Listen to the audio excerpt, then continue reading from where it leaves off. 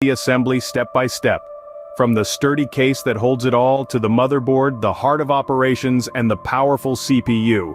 We'll tackle the GPU, the all-important RAM, and of course the storage and power supply. By the end of this video, you'll be well on your way to constructing your very own PC. Before we dive into the actual building process, it's crucial to pick out the appropriate components. The heart of your system lies in the compatibility of these components, but also about size and compatibility. It needs to accommodate all your parts and provide good airflow. Next, the motherboard. This is the backbone of your system, connecting all your components together. Look for one that supports your CPU and RAM type. Speaking of which, the CPU or central processing unit is the brain of your computer. Ryzen or Intel, the choice is yours. Just ensure it fits your motherboard and meets your performance needs. The GPU or graphics processing unit is key for gaming and graphic-intensive tasks. The RAM, or memory, affects your system's speed and multitasking abilities. The storage determines how much data you can hold. Lastly, the power supply.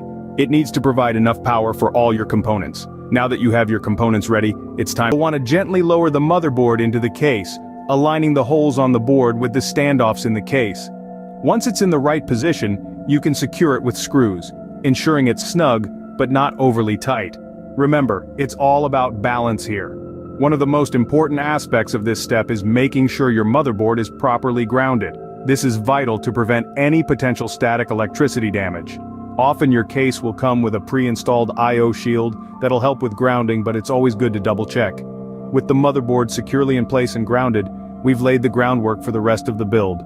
With the motherboard in place, it's time to add the brain of the operation, the CPU. With the CPU, which is the brain of your computer. It's worth mentioning that CPUs are quite fragile, so handle with care. Now locate the CPU socket on your motherboard. It's usually a square grid with a lever on one side. You'll notice a corner of your CPU has a small golden triangle. This triangle is your guide to correctly align the CPU with the socket. Gently place the CPU into the socket, making sure the golden triangle aligns with the corresponding mark on the socket. Once the CPU is resting comfortably in its socket, it's time to secure it. Lower the lever on the socket to lock the CPU in place. Don't worry, it might require a bit of pressure, but that's normal. And there you have it, your CPU is now installed. Remember, this is a crucial step that needs your utmost attention. With the CPU installed, we're ready to move on to the GPU and RAM. Carefully align your GPU with the PCI Express slot on your motherboard. It's usually the long slot with a small latch on the end. Push the GPU into the slot until you hear a click. That's the latch securing your GPU in place. Let's not forget about the RAM or random access memory. This is where your computer temporarily stores data it's actively using. Locate the RAM slots on your motherboard. They're usually long and thin. You'll notice a notch on the RAM stick that corresponds with a ridge in the RAM slot. Align these and apply equal pressure on both ends of the RAM until it clicks into place. Remember, more RAM means your computer can handle more tasks at once. For gaming or heavy-duty tasks, 16 to 32 gigabytes of RAM is a great starting point. Now that the GPU and RAM are installed, it's time. SSDs are like a digital bookshelf. They're fast and efficient but can be a bit pricey. On the other hand, HDDs are like a traditional bookshelf.